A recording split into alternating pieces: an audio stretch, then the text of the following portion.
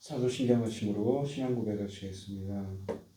전능하사 천지를 만드신 하나님 아버지를 내가 믿사오며 그 외아들 우리 주 예수 그리스도를 믿사오니 이는 성령으로 잉태하사 동정녀 마리아에게 나시고 본디오 빌라도에게 고난을 받으사 십자가에 못 박혀 죽으시고 장사한 지 사흘 만에 죽은 자 가운데서 다시 살아나시며 하늘에 오르사 전능하신 하나님 우편에 앉아 계시다가 저리로서 산 자와 죽은 자를 심판하러 오시리라.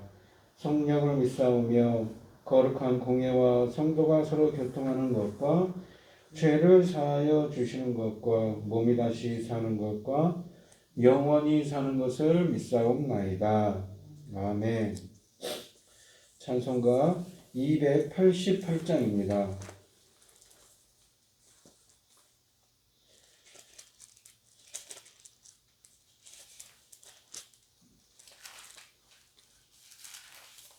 찬송가 288장입니다.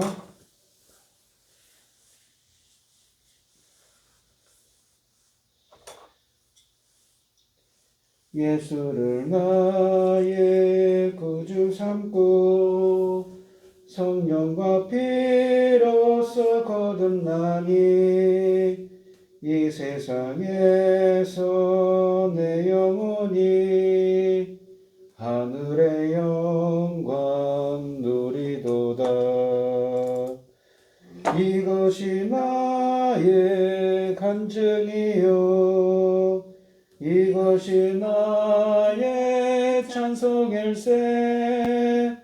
나 사는 동안 끊임없이 구주를 찬송하리로다.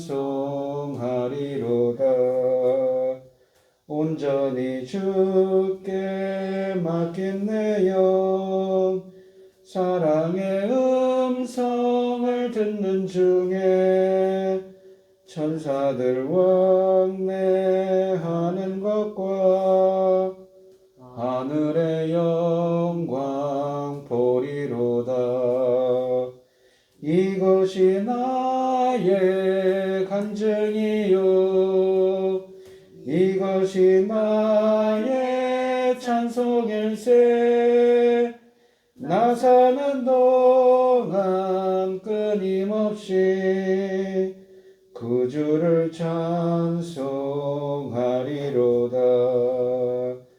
주 안에 기쁨 누림으로 마음의 풍랑이 잔잔하니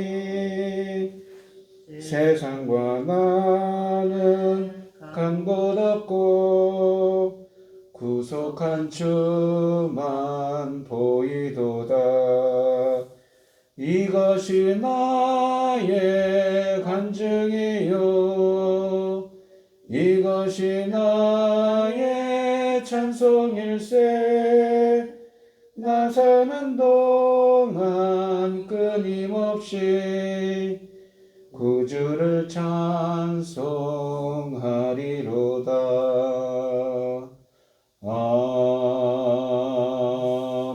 아멘.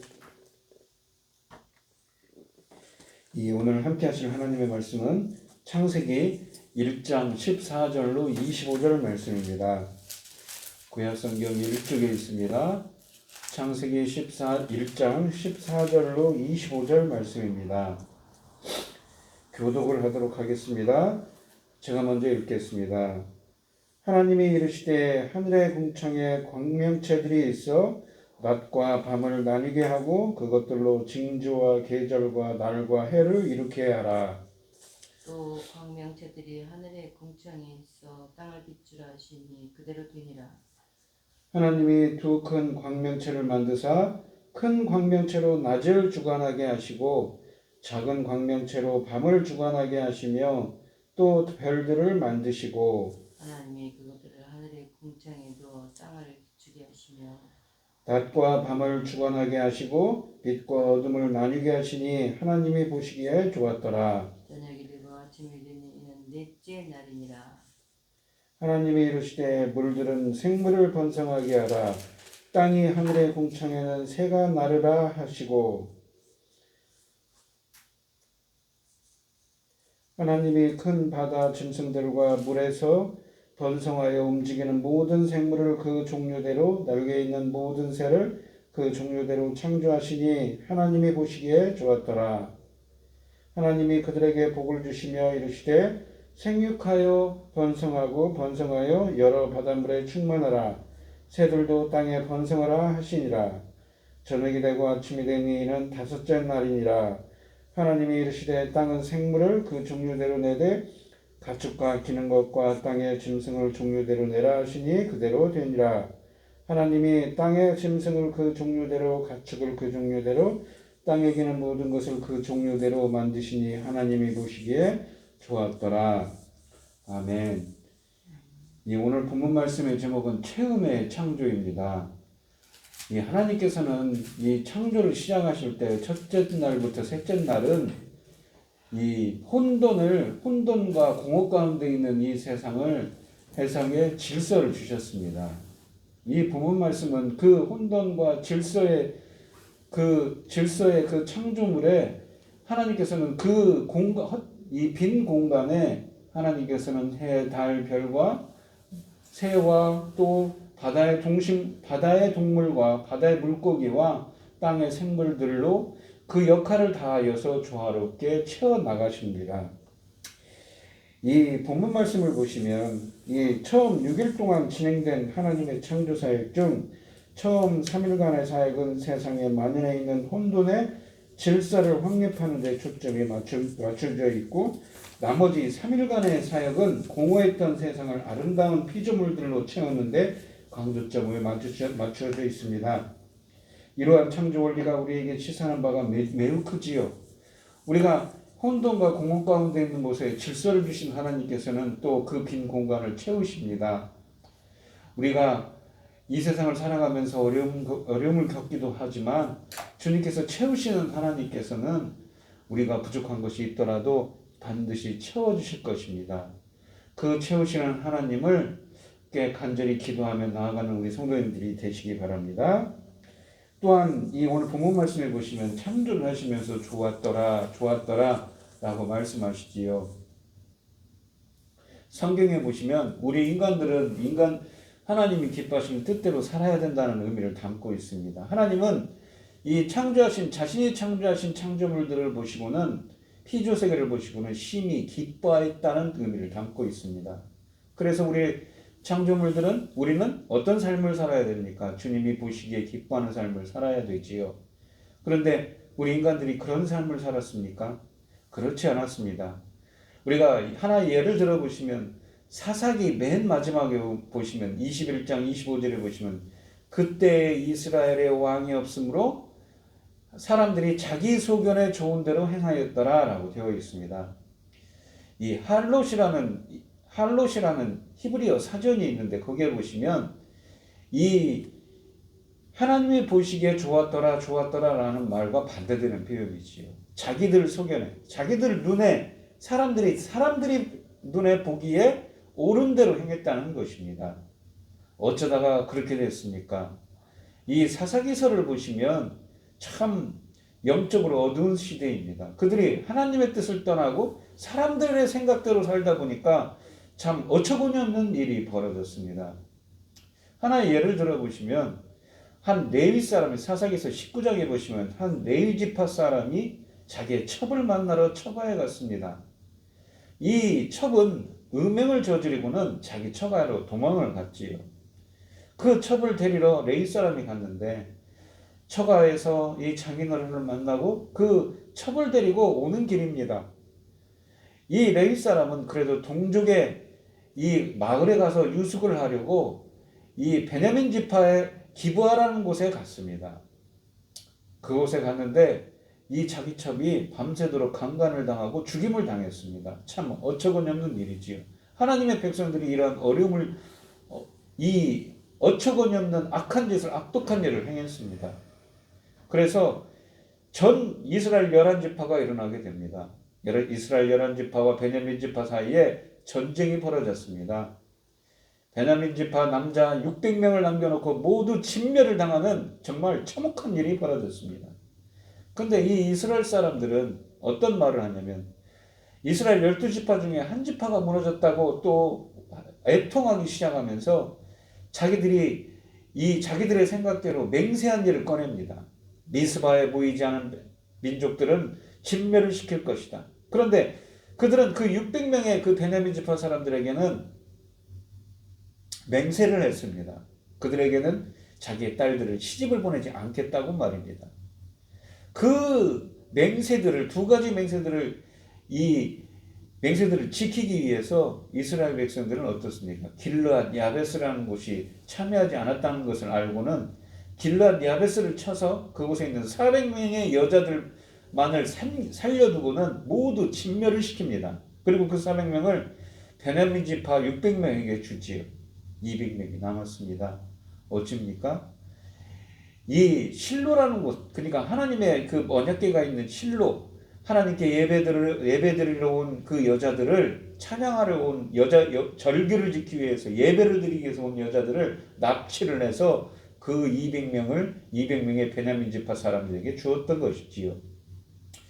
그것이 모두 이스라엘이 행한 일이었습니다. 근데 아무도 그것에 대해서 반론을 제기하나 이유를 제기하는 사람들이 없습니다. 마치 그것이 옳은 일인 것처럼 다 자기 거주하는 곳으로 돌아갔다고 말을 하지요. 정의도 없습니다. 하나님 말씀도 없습니다. 근데 우리 하나님은 침묵하고 계시죠. 그냥 바라만 보고 계십니다. 우리 하나님은 죽은 하나님입니까? 아닙니다. 우리 하나님은 창조주 하나님이십니다. 지금도 살아서 역사하시는 하나님이시지요. 우리 하나님이 창조하신 피조 세계가 하나님의 기뻐하신 뜻이 아니라 자기들 눈에 오른 대로 행하는 그런 악한 시대입니다. 하나님은 보이지 않는 것 같지요.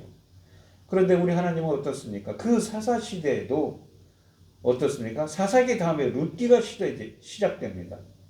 룻기 1장 1절이 어떻게 시작됩니까? 사사들이 치리하던 때에 그 어둠의 시대인 어둡고 악한 시대인 그 사사 시대에도 어딘가에는 나오미와 룻이라는 두 과부를 통해서 하나님의 일을 행하고 계셨다는 것이지요.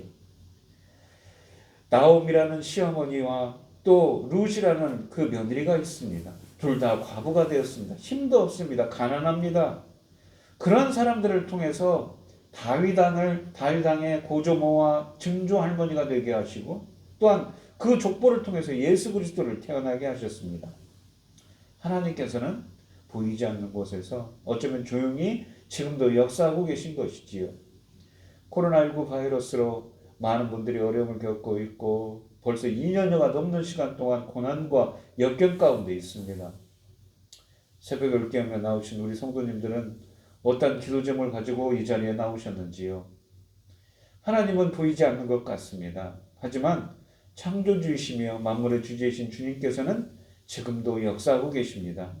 이 코로나19 바이러스도 뭔가 하나님의 뜻이 있지요. 하나님의 깊은 뜻이 있을 것입니다. 오늘 이 시간 주님께 그 하나님의 뜻을 여쭙고 하나님이 그 보이지 않는 곳에서 역사하시는 그 하나님의 손길을 구하며 주님께 간절히 기도하며 나아가시는 우리 말씀교회 성도님들이 되시기를 축원드리겠습니다. 기도하겠습니다. 하나님 아버지 감사합니다.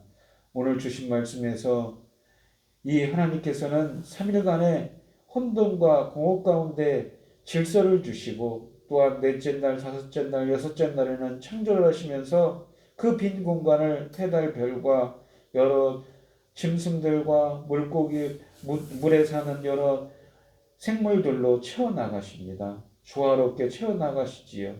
하나님은 보시기에 좋았다고 기뻐하셨습니다. 피조물인 우리 인간들은 하나님 보시기에 기뻐하는 자가 되어야 되지요. 그런데도 불구하고 우리 인간들은 항상 길을 잃고 헤맵니다. 항상 하나님의 뜻이 아니라 자기들이 보기에 옳은 대로 인간들이 자기들의 뜻대로만 살려고 하지요. 그럴 때 어떠한 사회가 됩니까? 바로 악하고 정말 어둠의 시대가 도래하게 되는 것입니다. 하나님은 보이지 않는 것 같습니다. 사사기서에 보시면 하나님의 개입이 없습니다.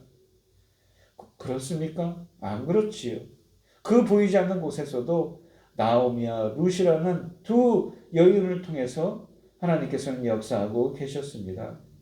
코로나19 바이러스로 벌써 2년여에 넘는 오랜 기간 동안 많은 사람들이 고통을 겪고 있습니다. 하나님은 보이지 않는 것 같습니다.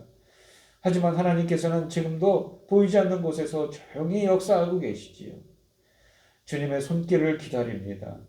새해가 밝았습니다. 밝아오는 새해에 주님의 그 권능의 손이 임하게 하여 주시옵시고 코로나19로 고통받는 많은 사람들에게 주님의 그 따뜻한 자비와 긍휼과 사랑을 베풀어 주셔서 많은 사람들이 이 위기를 잘 넘기게 하여 주시옵시고 오늘 이 시간 간절히 기도할 때 주님의 뜻을 보여주시고 나타내 주시고 말씀하여 주셔서 저희들이 정말 주님께 기쁨과 영광 돌릴 수 있는 우리 말씀교회 성도님들이 되게 하여 주시옵소서.